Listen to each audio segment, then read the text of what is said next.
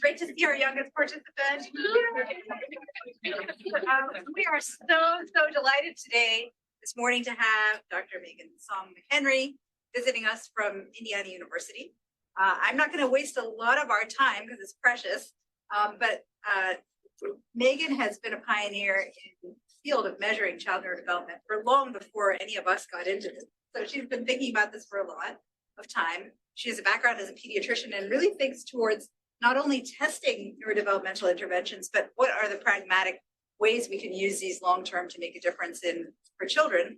Has worked a long time in Kenya with the Empath group and is published leading the Impact group on brain and mental health and a lot of different things that I'm not going to go into. She's going to talk about what she's doing here. We have some people on Zoom and again, welcome Megan. And there'll be time at the end for some questions. We just heard from our previous session that we're going to make it a little bit more interactive so that people have to think about. But for this session, there should be some time, 50 minutes or so, and then we'll have time for questions at the end. Welcome. Great. Thank you so much, Grace. Thank you for inviting me. And I'm so honored to be here with WACh, I think is how you pronounce the group. I think that the work that you all are doing is amazing, and I've been admiring from afar for some time. So I'll be talking about measuring and optimizing child development in Kenya and the work that we've been doing. So I'll start by just, talking, and I know that you all here in the room, especially with the talks that we've had this morning, understand the importance of child neurodevelopment. I'll also use the term just regular development interchangeably with that. But the importance of that within global context. We'll talk about specifically measuring outcomes in child development, also ways that we can support and intervene, and then hopefully I'll weave in some examples and ways to really optimize potential throughout. And so why do we care about child development? I'll try to speed this along because I know that I'm preaching through the choir here. But I think that one thing that we have to think about is that child development is so important. But for a long time, we've just been struggling to just keep children alive. And so the under 5 mortality globally has improved drastically in recent years. So this is in 1990 when I was actually 5 years old. And at that time, globally, the number of children who did not make it to the 5th birthday was about 9% or so of the total population, which is unacceptable. But with coordination between governments and international organizations, a ton of progress has happened over time, such that now it's closer to 40. And are the numbers globally. If we hone in on Kenya specifically, where I work and many of you all work as well, you can see that there's a lot more nuance to that number too. So in the year 2000, which is 10 years after those initial numbers I shared with you, the average death rate per 1,000 live births was about 90. So again, about that 9% or so. There's some counties that are a bit more wealthy on the left in yellow that were doing pretty well, but then you have Migori and Homa Bay counties on the right, which are near Lake Victoria, where 1 in 4 children did not make it to their 5th birthday, which is devastating. But fast forward 20 years, you can see not only has everyone shifted forward, but everyone's also narrowed. So a lot of the disparities and inequities that were amongst counties really, because of coordination of efforts, has improved so much. And so thinking about all of the factors that had to be focused on to be able to improve mortality, these are here. I'm not going to read them off to you. Sorry, I can't move this thing here. Maybe I can. So all the factors that you see here that really have a big impact on child mortality also have a big impact on child development too. And you can see that although we're getting better at these factors, there's still an issue to this day. So for example, neonatal factors, we are getting better because of essential newborn care, helping babies survive. To keep babies that are born prematurely or low birth weight or with respiratory distress, we can get them out of that neonatal period and help them survive. But they're still at risk for neurodevelopmental disabilities and delays. And that's the truth throughout all of these factors. But and I don't need to go over these because you all at WACh are doing these things already. Within your scientific priority areas, you have gut health and child survival, which really covers all of these types of factors. I would argue that the family planning and decision support groups are really focusing on extreme poverty and those social drivers of health. We know that family planning and maternal education are really closely aligned there. And then, of course, the wonderful work that HIV and co-infections group has done and that we've been hearing about this morning and this afternoon too. And so it's not just that each of these individual factors are impacting development one-on-one. They're all interrelated, interconnected. And it's very complicated the way you can't just disentangle one factor food insecurity or like intermittent partner violence, from all these other factors that are coming into play too. One example of this, which we've heard about already with the HOPE study this morning, is the issue of neurodevelopment in children that are born to mothers with HIV. And so just like one of the earlier presentations was talking about, like, is it because of the HIV virus and inflammation in utero? Is it the antiretroviral medications and exposure to those? Or is it the environmental factors, that knowing that mothers living with HIV are at risk for higher rates of postpartum depression, partner violence, and all of those things too. So because, to make sure that we understand more about the factors and how they're really influencing neurodevelopment, the NICHD funded a number of studies to be able to look at this population specifically and many other factors that might be like interplaying together to impact development. So you can see the HOPE study, which we talked about earlier today for Dr. Sean Stewart. We have Dr. Kate Powis in the audience, and she'll be talking about the FLOR study. And then I have a study where we're looking at 0 to 2-year-olds and following them up and various factors with them as well. I was gonna do a big shout out for this, but then Michelle covered it already. There was an amazing supplement that many people have been looking forward to all year to see, but Jade Matanga, Agnes Ronan, and Kate Powis were able to put together a really wonderful selection of articles that really highlighted the ways in which all of these complicated factors can come together to impact outcomes, including neurodevelopment in this population. I'll skip through those. And so what are the implications of having poor development? So rough estimates, so that just means looking at only extreme poverty and stunting, which we know are closely associated with child development. Just those two factors alone, they estimate 250 million children living in low and middle income countries are at risk for having poor development. And what that means, is that we know that early cognitive performance really predicts academic performance and school achievement. And that's not just in the US, it's in lots of countries around the globe. You can see in this figure where, when you do developmental assessments at earlier ages, they have some weak correlations with outcomes that, throughout later childhood and your teenage years. But as you get older, especially around 18, 24 months of age, it's a much better time where the scores that you have at that time are much more predictive of scores that you'll be having as a teenager into adulthood. We also understand that development and impaired development is associated with worse quality of life. So you can understand how someone maybe with a physical disability or a language deficit has a difficult time maybe navigating around their environment or communicating with others. But also when you think about deficits in emotional regulation, executive functioning, decision-making, that really impacts the relationships that people have in their everyday lives and really can change the way families are able to function and communities can work together. And then one of the things that governments, I feel like, paid the most attention to is that children who are at risk, who don't get to reach their optimal development, have an estimated at least 20% deficit in their adult income over time. And the numbers vary, but that's a pretty conservative number there. And so that doesn't just affect that one individual and their family. Again, it's affecting communities and really the economic potential of countries as well. So that's a point that you can oftentimes use with policymakers to be able to highlight the importance of this. The issue is that you can't just wait until people are teenagers or adults to be able to address these issues. The foundation of the mental capacity you have as an adult all are built within the first 1,000 days of a baby's life.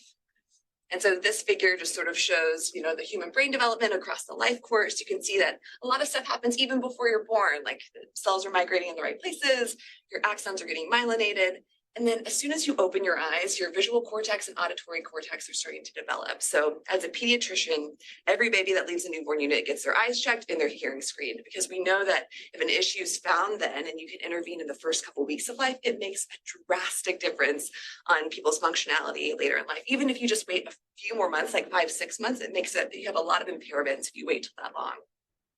Similarly, language. So receptive language and expressive language really by a year is really peaked in the acceleration of its development. And so we know on brain scans, when you're looking at children, when people are raised in multilingual homes, like many of our Kenyan colleagues, whenever they hear or speak the two languages, the areas of the brain really overlap when they're getting activated, versus if you only know one language and then you learn another language later in life, the regions are two separate regions of the brain that get activated. And so it's possible to learn another language, but it's so much harder to do. And you don't learn it and retain it in the same way as if you heard important from an early period. And then there's other cognitive development over time.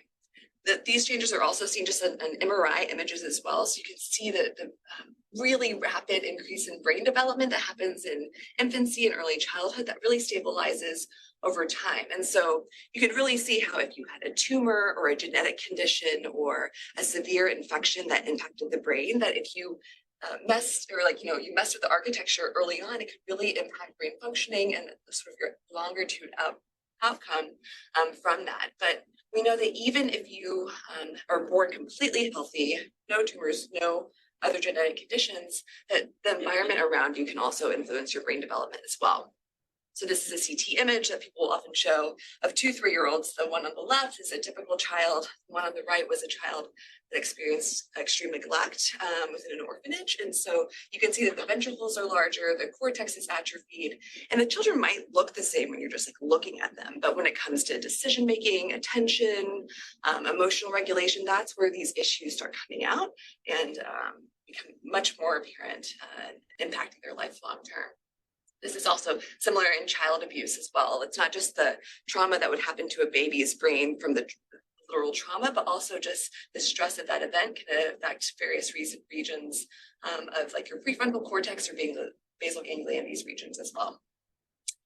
And so a way in which UNICEF, WHO, and the World Bank have come together to be able to think about how to support that environment that children are growing up in and being able to help prevent disabilities before they start is the nurturing care framework. So Michelle's mentioned that before. So it's these 5 different pillars that are not only like interconnected, but almost indivisible. It's really not super helpful if you just have one and not the other. So it's good health, adequate nutrition, responsive caregiving. So talk more about that and the care for child development, safety and security, and then opportunities for early learning. So like preschool, high quality preschools, stuff like that.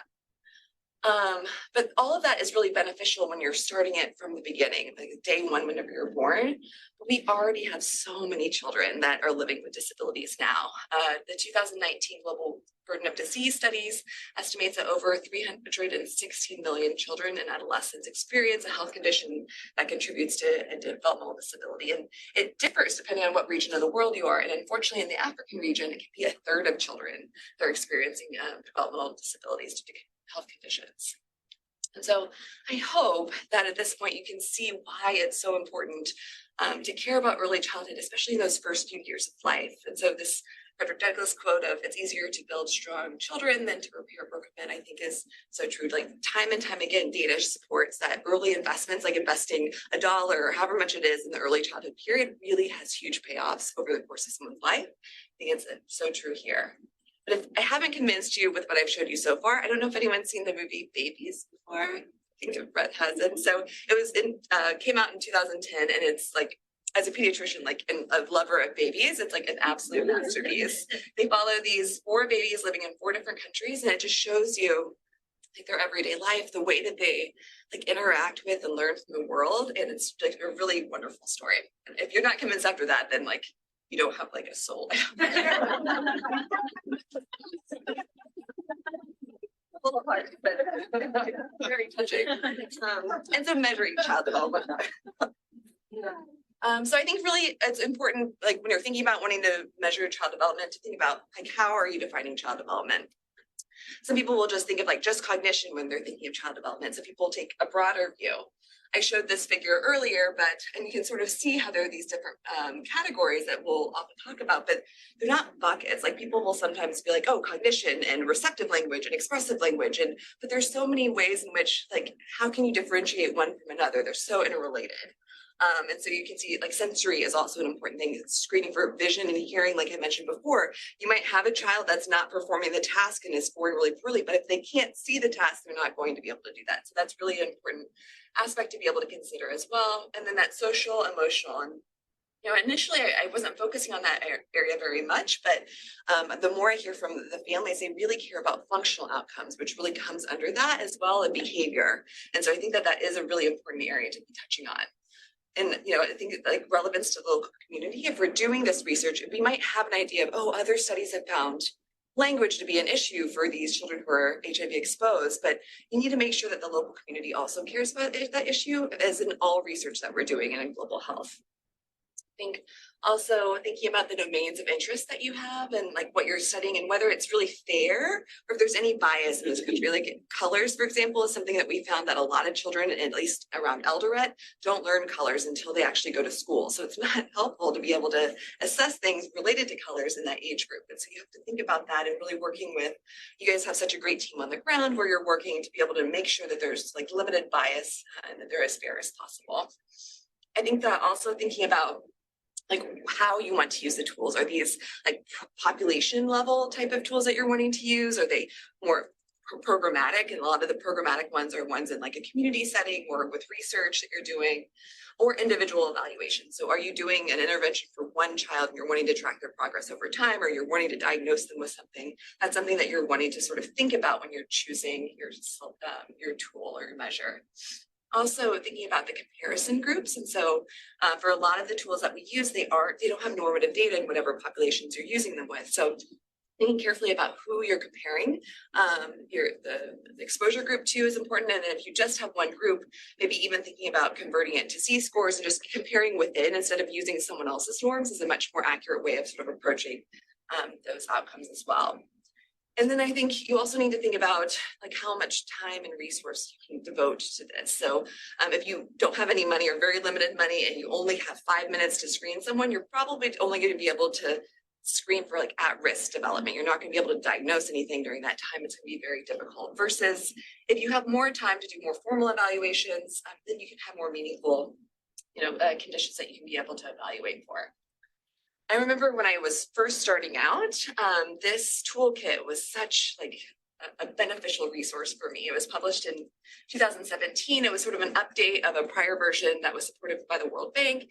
And it just touches on all the key elements of doing and measuring child development in LMICs as well. So it talks about like what skills can you actually measure? Like they reviewed like over 100 different assessment tools and the way that you can use them. Decisions about how you want to use measure selections, ways to adapt them or create new tools, and then also thinking not just about the child, but the child's home and early learning environments as well. So this is a figure that resource had in it. And I think that this is a really nice way just to give you a broad overview of ways that you can measure development. I think oftentimes we will start thinking about the pathway of like behavior measures. I know that's what we talked about a lot earlier this morning. So those direct child assessments, maybe a caregiver or parent teacher report.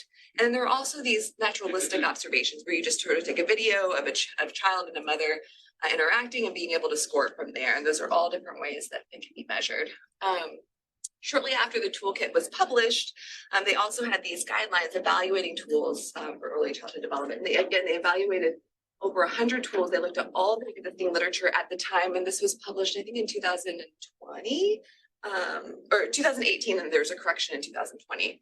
But they looked at all various psychometric properties, like where they've been used, how long, how much training it takes to be able to get it. So it's a really great guide and to be able to go through it. So if you have questions or are thinking about things, I think this is a great place to start. But as with everything that we do, like it's as updated as it is from when the time that they published it, or maybe like a year prior. So there have been new tools that have come out since then. I'm not going to spend time during today's presentation like going over tools and the pros and cons, but I did want to highlight a few of the ones I think are important for you all to know about. And so the first one is GSED, which is the Global Scales for Early Development. This has been under development for years. And this, in February of this year, the WHO finally started publishing its first data about it. And it was designed thoughtfully. Everyone was having the same struggles. Oh, what tools do you use for early childhood? Like what's going to be best to use? Like what's cross-cultural and relevant? And this is really trying to address that need.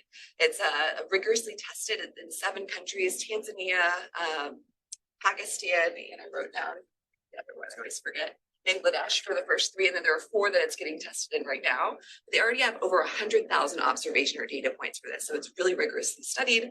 They have both a short form, which is I think 17 questions on, that's caregiver report, and a long form, which is just directly administered to the child. And then at the end, you don't get a score for each domain, which I always have troubles wrapping my brain around. They actually have a developmental score. So it gives you a score across the different domains that they have, which includes motor, language, cognition, social, emotional, and adaptive or functional skills. So It'll just give you a single score. And then they have a development for age, so like Z scores for monitoring. And I think their long-term vision is that in addition to doing like height for age or weight for height type of Z scores in a population, that the D score is also something that could be incorporated in as well. And then because again, like they know the child is not an island, they have an environment and that's really impacting them as well. They also have forms to look at household and then psychosocial behaviors as well. I think, again, function is such an important thing that the families that I work with really want to know more about. So I had explored a little bit about the Washington Group Child Functioning Module. It is more of a population level tool, so it really just captures like the most basic and high level type of functioning domains. It goes from 2 years through adulthood, and for everyone that measures hearing, vision, mobility, understanding, comprehension, communication and behavioral learning. But then for the young kids, they also introduce areas of dexterity and play. And then for the older children and teenagers, they look at other areas like self-care, focus and attention, remembering, flexibility to change, and relationships, which sort of gives a more full picture of how these children are doing.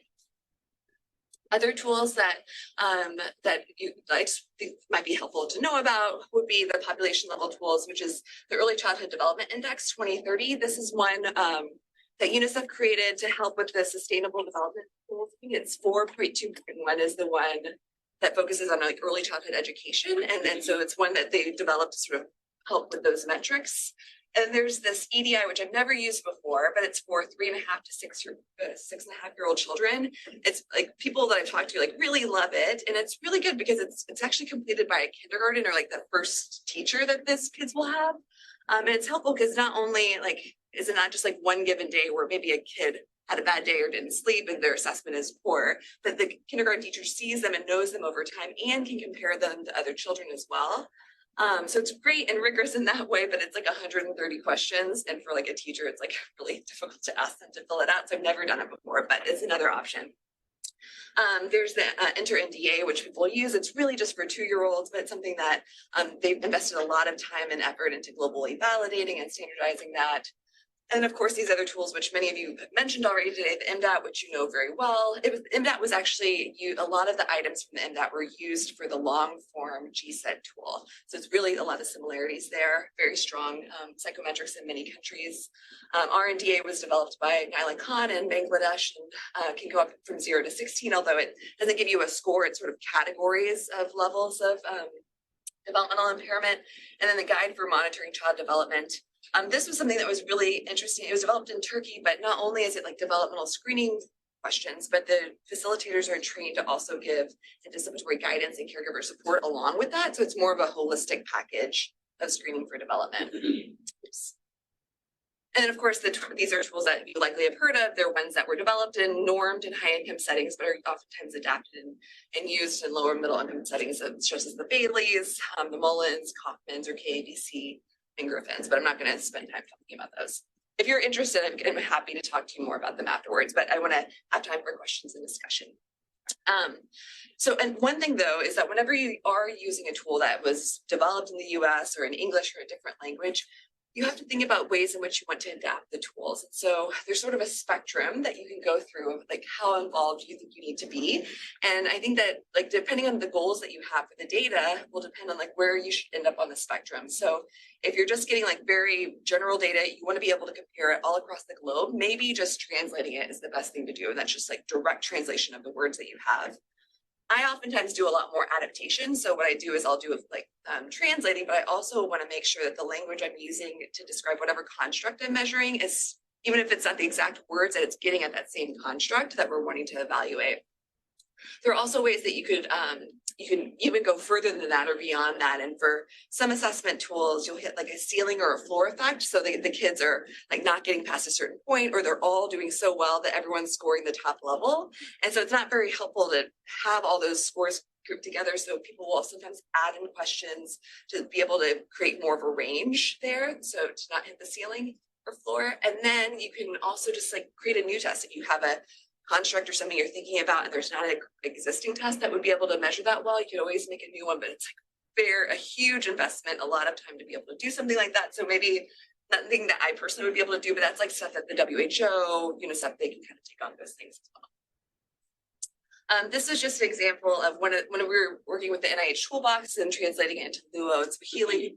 We worked with the group that was contracted at Northwestern to do all of the NIH toolbox work. And this was, I'm not going to go through each of the steps, but this is the process by which we did those translations. So what I always usually do for all of the studies that I work on, I always do a forward translation, which is from English to Swahili, a backward translation, which is from Swahili to English, again, by someone else who has not seen the original one. And then I do cognitive interviews after I've harmonized the language to see, like, what do people think that we're asking whenever we're asking these questions. And then I'll have a group get together, we'll like finalize the language, and then usually we'll pilot it in a small group before we then feel comfortable using it. This pathway required like multiple rounds of that.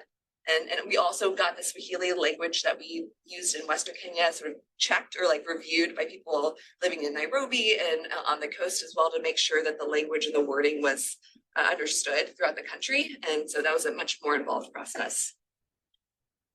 And so what I've discussed so far is some clinical screening or monitoring tools, but mostly ones that we're oftentimes using in research.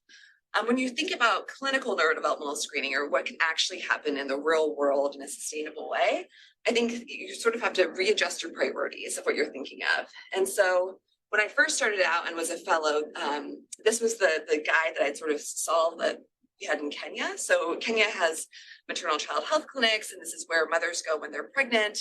They get their prenatal care there. And after they deliver the baby, they bring their baby back to the clinics for weight checks and immunizations. And oftentimes children will stay there until like 9 months, maybe 18 months, although they could go up to 5 years if there is a concern. So I thought that this was a great place to be able to look at child development. They have these booklets that they give the moms whenever they're pregnant, and they put all the child's data in it as well. They did have questions about child development there, so I was happy to see that, but the questions were like very unclear of what they were wanting. They weren't very detailed, and you had no idea what to do if you did end up finding an issue. But 10 years later, they updated the guide, and the questions are so much better. They're very specific. They have pictures, and it gives a lot more detail of what you want to do. And they even have ways with the Care for Child Development package of being able to help support various different aspects of development at different age points, which was like so thrilling. I wish that that was published and available whenever I started my K award, which was focused on neurodevelopmental screening in Kenya. We called study WACh Watoto, which means to enable children. And again, within these MCH clinics where these children are, and really it's like for most children, at least where I live in Eldoret, or where I work in Eldoret, this is where they get the majority of their primary health care is in these MCH clinics. And a few years ago, or I guess it's been maybe like 8 years ago or so, HIV care in the perinatal period also got integrated into the MCH clinics in Kenya as well. So I thought, okay, children who are born to mothers with HIV reliably come in for their confirmatory testing, which happens at 18 to 24 months of life. And that's also, from what we saw from the earlier figure, that's a pretty good time to be able to screen for development, because whatever delays or deficits they might have then was more likely that they'll persist as they get older as well. So I sort of went through this huge process of finding the right items to create a screening tool, knowing that GSED was being developed at that time and there were going to be better tools, but I just needed something to use. If I had the MCH guides, I would have just probably used that and not done any of that work before. But what my real passion was to integrate this developmental screening tool into the MCH clinics at that 18 to 24 month visit. So I know the HOPE study is doing stuff, and I'm really excited to talk to you more about the lessons you've learned and the lessons I've learned as well. I'm not going to share a lot of data because we're still in the process of analyzing it, but within these MCH clinics, only like 15% or less of children are actually 18 months or older. The vast majority of the kids that are seen there are much younger, at least in our clinic at the referral hospital. And so, but for all the children that were 18 years to 36 months, there was almost 2,000 children that came in the clinic over the course of 2 years. Those who were eligible, so those whose mothers living with HIV and could speak Swahili, were about 500 of them. And then this, the number that received screening, this is likely a low estimate. This is like the number we have confirmed to receive screening, but for the first year, we were following up really closely and like really watching all of the metrics on them. And then we started to sort of phase out over time so we could see what would happen, if, like how sustainable it would be over time. So we're still working on like trying to figure out the best way of estimating or approximating the number who actually received screening after that. But the time required to perform the screening was another thing that we saw that changed over time. We had people twice a month go for a half day in the clinic and just do time motion. They would just watch everything that happened in the clinic. And if someone did a developmental screen, they would just start timing like how long it took them to do it. And so initially it was, there'd be like 6-7 minutes that it would take to perform it. And then it got down to about 4 or 5 minutes to perform. And these were about 7 questions that they would ask or sort of administer to the child. But whenever we asked the mentor mothers who were the ones who did this work, they're like, oh, at the beginning, they're like, oh, it's like 20 minutes. It takes forever to do it, even though like we never measured it being that long. But by 6 months, they're like, oh yeah, it's integrated in clinic. It's no problem. And by 12 months, they're like, it would kind of be weird if we didn't do it because it's a sort of part of our practice now. And then they also talked about how like other families, so people who weren't eligible for the study to be screened, they're like, why aren't you doing that with my kid? Like, I want my kid to be screened too. So, next steps for this, we want to, we have 6 mentor mothers that we've worked with really closely. And so we used to do every 6 months, like sort of a training where we'd have a lunch and sort of go over the neurodevelopmental screening and issues that they've come up with since then. And so thinking about like after the study ends and everything, how we want to be able to make sure we can support that and make it just part of the regular Ministry of Health work that's happening at the NCH. Exploring expansion to other non-HIV populations, I think is really important too. And then we recently got a grant to introduce anemia screening. I know that there's some work that's been done within WACh within sickle cell. And so we're screening for anemia because we know that impacts child development, and then sickle cell disease, which is a major cause of disability within the work that we're doing. So that's other work we're doing in that area. And so the challenge with these clinical evaluations to screen neurodevelopment is that when they're time intensive, there's a lot of infrastructure that's needed, not only do you screen, but then as they talked about this morning, you have to refer them. And like, how do you know whether this screening, if they really need a referral or if maybe they just need a further assessment or detailed assessment first? And whenever you do those detailed assessments, it requires so much training and quality control to make sure that people are all really measuring the same things and looking at things in the same way. It's expensive. So if you do the Baileys, every time you administer, it's like over $5. And the personnel that you need to hire to be able to administer these tests are also like very high level people that do have a high HR cost. And they can be really difficult to scale up. And I think some of the things I was most concerned about with the clinical assessments that our team was doing is that I was just always stressed about the quality. I always wanted to see what we could do better about quality. And then also scoring, like I would get nervous if someone made an error in scoring because everyone's human, everyone makes mistakes. And so, but I knew if you made a mistake in scoring, like that didn't reflect the data of the child, but then now your data is altered, and it kind of made me anxious to think about. So I wondered whether or not, tablet-based cognitive assessments might be an option to use. So I did a review. I won't go through all the tools, but I just wanted you to know that there are tools out there that are tablet-based, some of whom are commercial tools, some of them are non-commercial, that can be used across various age ranges, as young as like 18 to 24 months old for the baby screen tool, which I think is really like a very interesting concept. And, the technology is expanding in so many interesting ways, and it's getting more accessible to people that we do see a learned effect in some of our tablet-based studies that after the first time you've done it, and people who've had tablet experience before, but after they get used to it, they do really well. And I think it's a good thing to consider for the future, especially if there's certain domains that are particularly like well suited to be measured this way. I think processing speed is really a good one. Attention, memory, and different cognitive flexibility can also be measured as well. And so, even with the tablet-based tools, with all the work that we've done before, I still also worry about the way in which language and culture can sort of influence the way we think about development. And so I wanted to consider, I was thinking about ways that we could do more quantitative measures of development as well. And so going back to that one figure, we've talked about the behavior measures, but there are also these physiology measures that go through, not only the autonomic nervous system, so your heightened stress responses, but the brain structure and brain function there as well. And then there are various methods to be able to evaluate neurodevelopment. But what I quickly learned is that many of these are really expensive and require a lot of infrastructure to do until I got to learn more about EEGs, the electroencephalography. I, as a clinician, only knew about it as a way to be able to diagnose epilepsy or look for it that way. But after taking within my K award, I took some more classes to understand like all the possibilities that could come with that.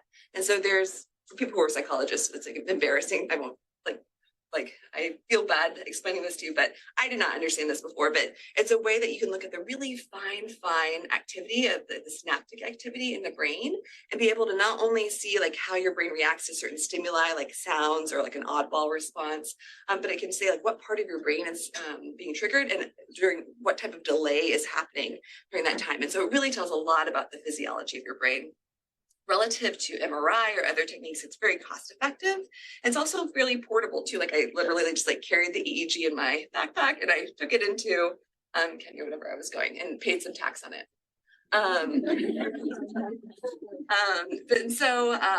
We were funded to do a global brains grant, which focused on looking at this like cognition and neurophysiology in adolescents living with HIV in Kenya.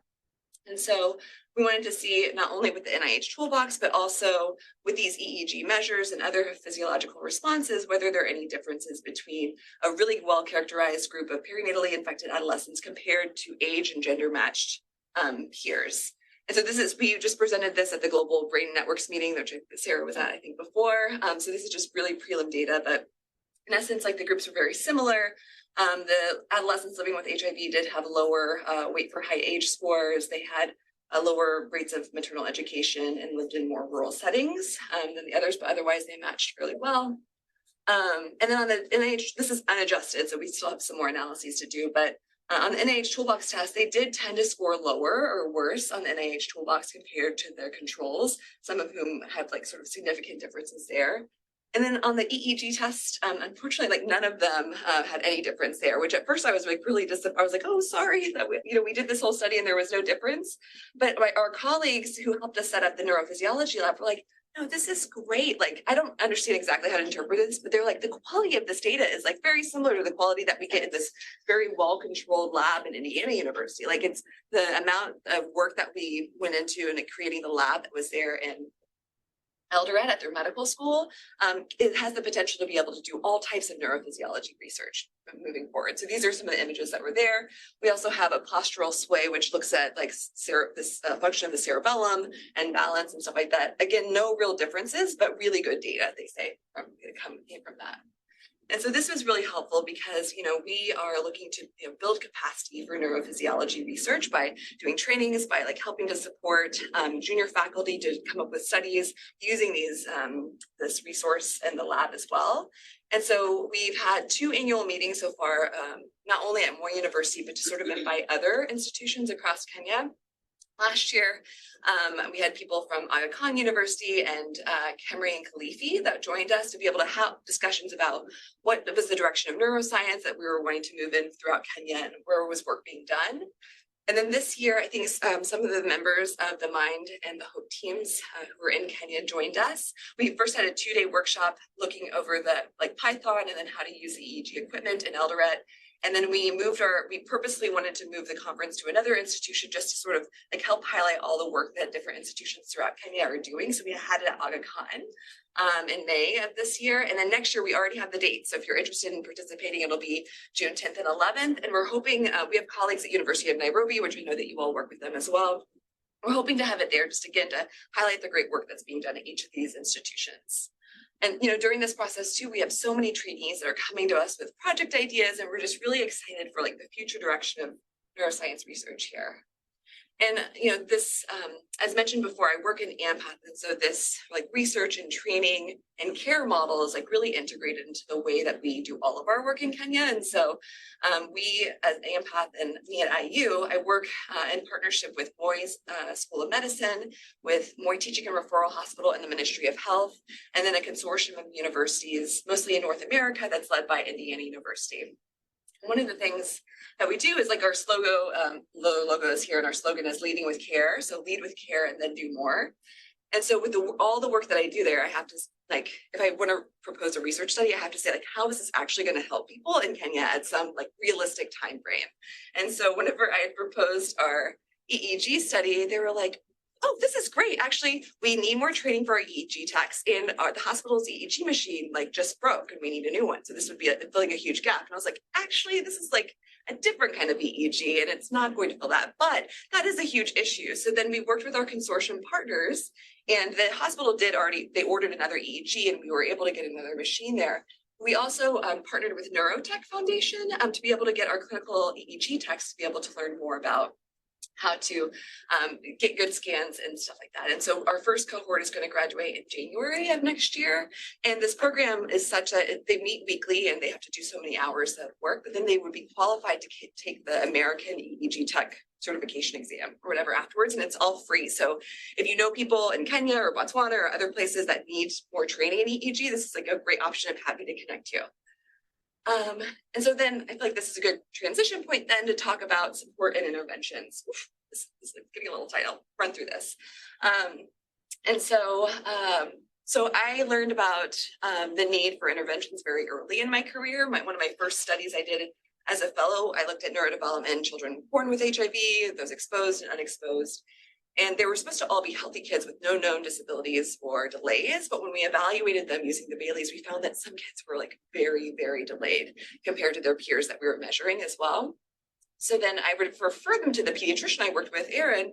And eventually I was like, what do you do with them? Like whenever I refer, I know that's like the standard of care and that's what we're doing. But when he described like the level of support that the hospital was able to provide, I realized that like, I should not be measuring development if there's not going to be really good services to be able to provide them. And so then like as a fellow, I developed this study called WACh or INVEST, where we use the Care for Child Development package and adapt it for these 10 mother groups to sort of hit at some of these major topics. And then we looked at various outcomes on the Baileys and home observations as well for those. And so for these studies, I'll just quickly go through it, but the caregivers, there are 26 of them with their children that were involved in these groups. They did have a more stimulating home environment and trends towards lower rates of maternal depressive symptoms as well. But the qualitative data was really where it was at. And so one of the moms talked about how she used to lock up the child whenever she'd have to go to the market. But now knowing like what she learned from the groups, that she now knows that the kid should stay with other children and not be locked alone in the house. And then another mother was talking about like corporal punishment, which is so common in places like Kenya. And so she used to, beat him whenever he would be behaving poorly. But now she talks to him and talks through things, and he doesn't do the bad behaviors anymore. He's rectified it. And so, and it's not that these people don't absolutely love their children. They're just parenting them in the same way that they were parented and everyone else around them parents their children. And so just by teaching them ways in which they can interact with their children, like engage with them while they're doing the regular chores, and just sort of seeing them as children that are sort of like sponges taking up information is something that was really enlightening to them. And so it made me think of the Mary Oliver quote, "Attention is the beginning of devotion," because for these mothers, once they realize that, if they're like created this like nurturing, loving, supporting environment for their children, that they really loved they felt like they were friends with their children, they enjoyed spending time with them, which is a really great outcome to see. There are other interventions that are out there. If Ubuntu was one that was under development when I was doing WACh, if it had already been published, I would have just used this one instead, because it covers a lot of the very same principles as what the Care for Child Development covers. Ubuntu is for 2 to 7-year-olds. It was originally developed for kids with cerebral palsy, but expanded. There's a baby Ubuntu, which is for 0 to 2-year-olds. And then a Huntuns program was specifically for children with congenital Zika. That's a great program. Also, the WHO caregiver skills training was developed by the WHO in partnership with Autism Speaks. And so it's a caregiver intervention to support social communication and behavior in children 2 to 9. So they have in-person facilitations that they'll do, and a lot of those are still underway, and there's data that's coming out from them. But they already have a virtual option. So, and it's direct to caregivers. So there are 15 different modules that really cover a lot of the same topics that they're doing. But unfortunately, it's only in English. So if you have other non-English speaking populations, it's not a great tool. So now with the population that I've been seeing and engaging with in Eldoret at AMPATH, there are kids that do have severe disabilities, especially children with severe autism. And so when I've sort of shared the caregiver skills training materials with them, they're like, this is okay, but I needed help, like severe, like intense help yesterday, and this is not going to cut what caregiver skills training is giving us. So then I partnered with some autism experts at our university to be able to develop PAPEA, which is an intervention to support communication and behavioral, provide behavioral support for families caring for children with autism. And it's a thing that we not only implemented in Kenya, but we learned from our Kenyan colleagues, and we were able to also implement it in rural Indiana, where we also have issues with care for children with autism. And they have 10 sessions, and I can talk to you more about this if you're interested later. There are 10 caregivers that participated, and for a lot of them, I just focused on the qualitative data because I knew from our case study that the quantitative data might not pan out, but we did measure a couple of different things just so I could see whether or not they'd be good fits in terms of covering the constructs that matter to the parents. We actually did find differences on those quantitative measures though. So some of the social and communication skills did improve significantly after the groups. The caregivers initially had said my kid can't communicate with me and I don't know what they want and it's so frustrating. But then afterwards, they would say things like, she can now request through putting objects that she needs with in my hand, such as a bottle that she wants me to help her open. So through this, I know what the child is communicating. So we were able to give them strategies that didn't necessarily require verbal communication, although we were working on that, so that they could be able to better understand what their children were asking and making requests for. Also, we saw improvements on challenging behaviors in the CBCL. And so one of the biggest concepts we wanted them to learn was that behavior is a way that you're communicating what's going on. And so if you have problem behaviors, they're probably just getting frustrated because they want to communicate something to you, but they're not able to. So one of the caregivers noted, they need you to understand their needs at a particular time and what they're trying to communicate. And that the challenging behaviors are their way of communicating. They want something and that's why they're behaving the way they're behaving. And so next steps, all of the caregivers were like, this is wonderful. This is so helpful. This has changed the way I see my children and I'm interacting. But now will you help us with toilet training? Because we really need help toilet training these children. We're actually working with Mendy Minharas, who's the executive director of your autism center here. And she's been really kind enough to help us culturally adapt her autism toilet training modules so that we could use it with pit latrines and other situations that are more familiar in Kenya. We work closely with our special education partners to be able to make sure we have lots of education and training, both in the education sphere as well as our medical master's programs. And then we're also building networks with other organizations because there's so many grassroots programs that are developed oftentimes by families or mothers caring with children with autism. And we really wanted to make sure that we weren't working in a silo or duplicating work that was already happening. So we have a website called Masada, which is help in Swahili, and it sort of collates all of the resources that we found so far and sort of the search engine, like it's a business search engine. And so you can just Google it online, but I know we're missing lots of things. If you know of other resources in Kenya, we would love to hear about it so we can add it to our list of resources. And then advocacy is something that's also very important. So we realized with our own team as we were sharing information and resources to educate ourselves, that film was a really good way of us to engage others as well. So there's this movie, Lasilo Julicana, which is about a girl with cerebral palsy. It sort of shares her arc of acceptance within her community. And so we were reporting results out to some locations within Washoe County for another study. But while we were talking to the chiefs and village elders at these barazas, we were like, hey, by the way, there's a movie that's about a kid with a disability. Do you think that would be of any interest to your community? And so we then returned back. They're like, sure, maybe. So we returned back and screened the movie for them. And they were like, this is great. We should show this to other people. And so we allowed them to invite whoever they wanted. We had other movie screenings and they invited teachers, community health workers, all types of really amazing people that came, and over 500 attended these movie screenings at 6 different locations. And then we randomly selected up to 20 to participate in focus group discussions. And just very briefly, because we don't have a lot of time, they're all the typical things that about disabilities in this area of the world were thought of and discussed before the groups, people with disabilities are feared or useless or burdensome. And then they're often being hidden, they're neglected, they're subject to abuse. Immediately after the movie that we showed it, we got people together again. They're like, oh, I see that they're important. They can be valuable members of our community. We should be supporting them. And then even 3 months later, the participants had even described ways that they've actually acted to help visit people or provide direct support to individuals with disabilities because of watching the movie. And so all of the work that I'm doing on intervention and advocacy is all sort of building up to opening our clinic. So we were able to do some fundraising, and we have enough to build the WACh Neurodevelopmental Clinic within the Moy Teaching and Referral Hospital. So it'll be a public clinic that is going to integrate services for children with disabilities with the maternal child health clinic that I had mentioned before. And it'll also be a place where we'll be able to have like trainings and then other therapies and rehabilitation that can be able to be offered from it. And so one of our AMPATH like sayings that we like often repeat, and it's like so common, is if you want to go fast, go alone. If you want to go far, go together. I think that it's like really telling of the work that we've got to do together to be able to get where we are today in a relatively short amount of time. And it's because of all of these amazing people that are here, that are on my team, that have mentored me over the years.